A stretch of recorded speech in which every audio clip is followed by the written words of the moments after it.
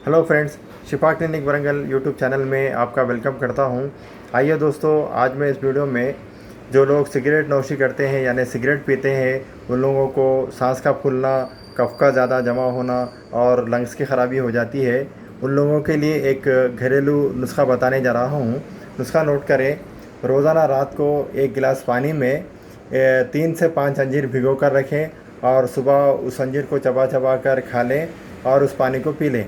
रोज़ाना इस तरह लगातार 40 दिन इस्तेमाल करने से आपका सांस का फूलना, कफ का ज़्यादा जमा होना और फेफड़ों की ख़राबी, सब ये सब शिकायतें दूर हो जाती है।